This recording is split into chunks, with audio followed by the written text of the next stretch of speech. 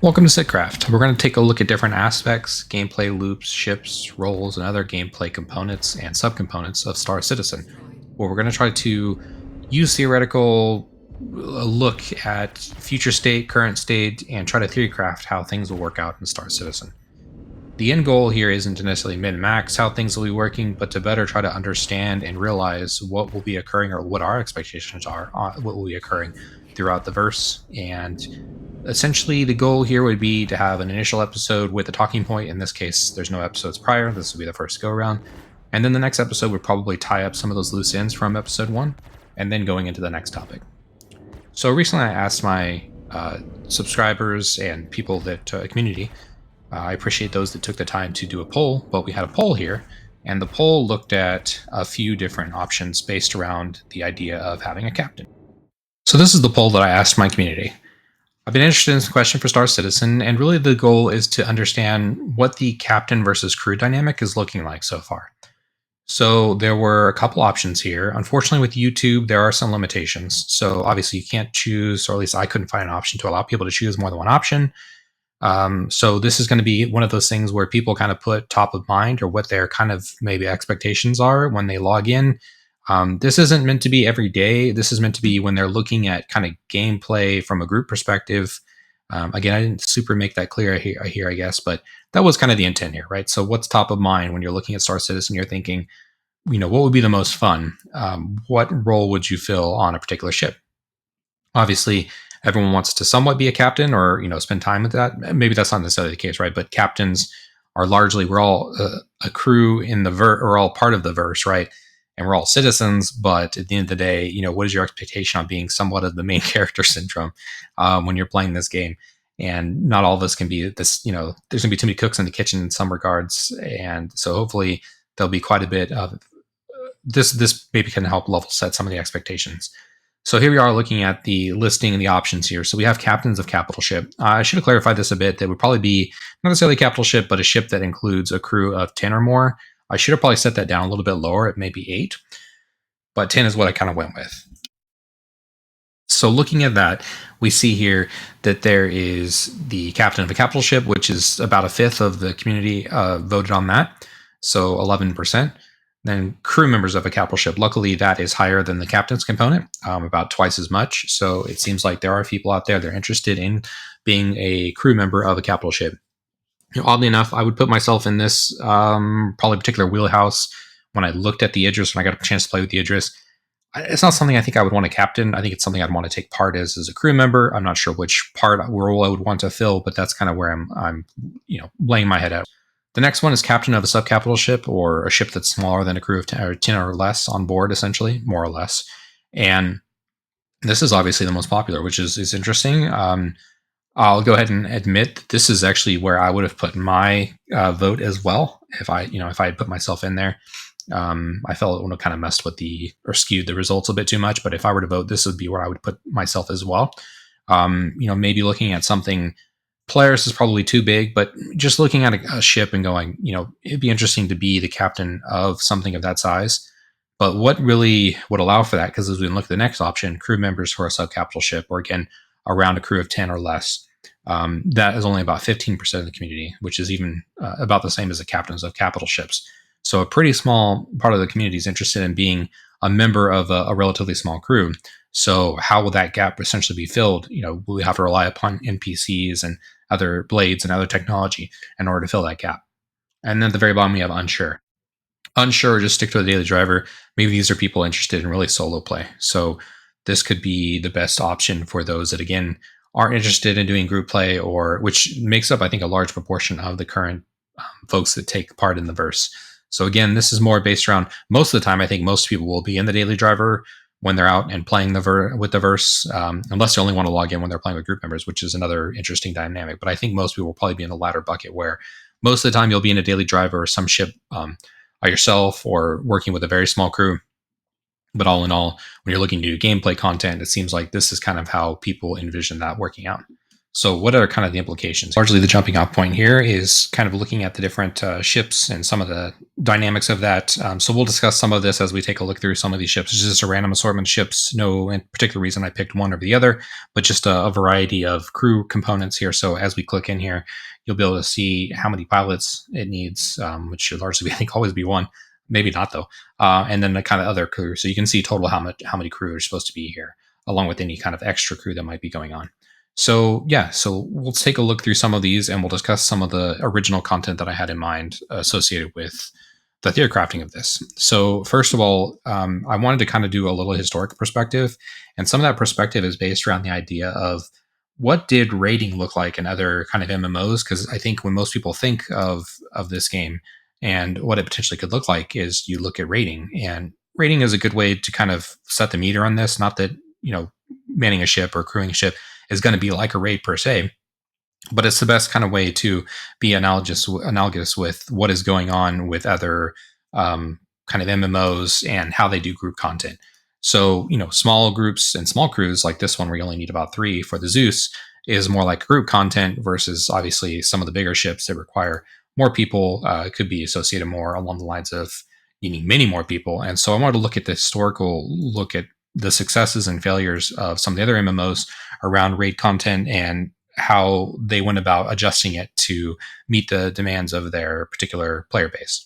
So a good look here is, and the one I have the most experience with is World of Warcraft. So I wanted to look at that one. Mixed with it essentially is also a good way to set a bit of a baseline. And a lot of people are aware of that one. Maybe not everyone's played it, right? But it does set a good baseline. And so I think it'll help us kind of set some guardrails here. So originally, WoW started with a 40-man player content where you had 40-man people that it took in order to do a raid. So, obviously, what are some of the pros and cons there? Obviously, the biggest con being 40 people is a lot of people. And some of the ships that we have here are looking to do just that and work within crews that are extremely large. And these extremely large crews, what is their intent on what they're looking to meet or what they're looking to do? And within that, the 40-man content in World of Warcraft was not meant to necessarily have everyone working at 100% at all times. There was actually quite a bit of people that could be a part of a raid that could be, darn near eating crayons in the back of the raid, not doing much of anything. Some people were strictly left to buffing and just do certain roles that they're really largely dead weight, unfortunately. So, when you're looking at these bigger ships and bigger raids, what is really required of the people when they're there. So very quickly, World of Warcraft moved on from that classic look at what a raid would be from 40-man content to 25-man. So within that, there's still large challenges of having 25 people show up when needed. And you do need you need more people in 25-man group content than you do in the 40-man content to really show up and be there and be ready to play. Because largely, unfortunately, with raiding, there's some days you just don't want to be there. Largely, you want to hang out with the boys, right? Or hang out with the people. But at the end of the day, sometimes some days are just better than others. Some people are sick. There's all kinds of things going on with life. This is just a game. So everyone's looking to have fun, but in some regards, it could be challenging to meet the demands as needed at all times and be given 100%. So then WoW has kind of moved on to allowing for 10-man and 25-man raids. So the 25-man content meant to be harder. 10-man also adding its own challenges because when you have only 10 people on a crew, then potentially the demands they're looking to meet may require more multi-classing or kind of shifting roles, right? Being able to be a little more flexible, a little more jack of all trades. And so you can fit more than one role when needed for certain fights or certain situations. Finally, World of Warcraft moved on. Again, I'm trying not to belabor this too much, but World of Warcraft finally moved on to a 10 to 30-man modular raid where it would allow it to scale, not modular, but scaling type of raid where the content would scale based upon the kind of crew or amount of people that you brought with them, so the raid members.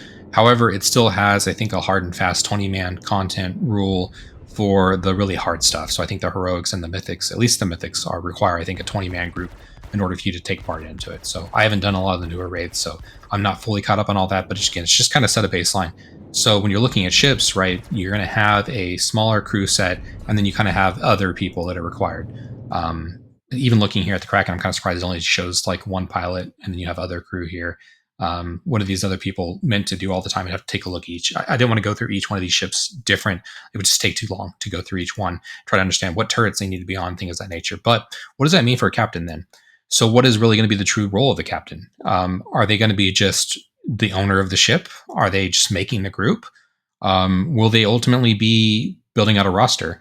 And how is that roster filled, right? So, when it comes to a crew member, will there be an individual rep system associated with that? I think there's been some talk of things like this, and I think there's somewhat of this rep system, if I'm not mistaken, in the medical gameplay. So, when you're working with medical stuff, I think people essentially go down, they call for help, and eventually help arrives. But then that person has a certain, like a like an Uber kind of scoring or something going on with them. So do you really want to send that person out because they have a an F rating or whatever? They're probably just ganking people or whatever. But what does a actual rep system look like within Star Citizen? Along with that, is there even going to be a group finder? That's something that was a challenge for something like World of Warcraft for the longest time, where essentially, and it's even something that people wanted, right? So when it came time to do World of Warcraft and content, there were something called pugs, which is random people that you're not really aware of, or you don't know outside the game, and so you have no associated with, again, any rep that they might have or their associated scores. So there's many ways that the games have tried to come up with a good way to look at these things, and some of those ways is to set up like add-ons to give people a score based upon the ability to complete the content and in a certain way. So those are kind of sub-rep kind of systems where they're really kind of gauging or calculating how good you are based on the content you can actually complete. So what does a group finder like that look like? Is Star Citizen going to offer a group finder, and how successful will that be? Or would that really just add a lot of chaos to your crew where you have somebody who you don't know and is just coming along to fill the gaps? When you looked back at something like the Javelin, we have so many crew members. If you have a number of these people that you don't know come along to the help of the ship or help whatever it is task that you're looking to complete, will they really be able to meet the demands that you're looking to have met? Going along with that, so essentially how will they fill the roles? What does a good captain look like? What is that person really looking to achieve? Or much like a raid leader and an actual guild master kind of within World of Warcraft content, again associated with that, the idea is that not necessarily a guildmaster doesn't necessarily have to be, so maybe the owner of the ship doesn't necessarily have to be, or an org, the person that's running the show. Maybe largely we'll be relying upon exos or other ship roles in order, to actually fill the needs largely of what will be occurring with the gameplay loops. So really, what does it look like when you have a number of people that are requiring guidance to complete the different tasks, but at the end of the day, is it just the captain that will be making the calls, or is it largely going to be sent out to other people? When we look at the way that the military works, especially the U.S. military, there's quite a bit of autonomy that works out in the success factors with the military in the United States, where like most militaries, if they're not given an order to do something, they're not largely going to work autonomously. Whereas in the U.S. military, they do get quite a bit of autonomous capabilities to allow their NCOs and other officers to make on-the-ground decisions with the intel they have in order to make the mission successful as much as possible. So what does that look like within Star Citizen and the ability for missions to be completed with a little more autonomy? This is pretty like more tactical level and a bit taking the broad question and narrowing it down a little bit too much to probably be not to be that important. But when you're looking at engineering, you're looking at the gunners, what is it, what kind of tactical level decisions will they have to make on a day-to-day that doesn't require an actual hand-holding from the captain or exo or any other kind of higher power to be successful with what they're looking to do. Additionally, what does wiping look like when you go and take a ship into combat and there's a failure? Does the captain have to have multiples of the same ship so that you can go again? What does go again look like? Is there even a go again option? So obviously, Death of the Spaceman, currently there is go again. You just go and you reclaim your ship. Ideally, you have more than one of that ship, and you just go and you use insurance, and then you go back out again as soon as you can. What does that look like in the future state of Star Citizen, and is there going to be a go again option? I don't have good enough experience with Eve to understand what that looks like when there's a big battles out in space. What does go again look like there when there's capital ships that are going up against each other? Is there even a go again option? Do people just go back out to the fight and spawn in again to continue to fight it out, or is it just everyone's done once their ship's kind of out of the game, right? So that's a good question to ask. What's everyone's expectation on that? As far as in a World of Warcraft, again, if you're on a raid, you die, you release your body to spirit mode, and you go back over and you work out what needs to be fixed for the next go round, and you go again.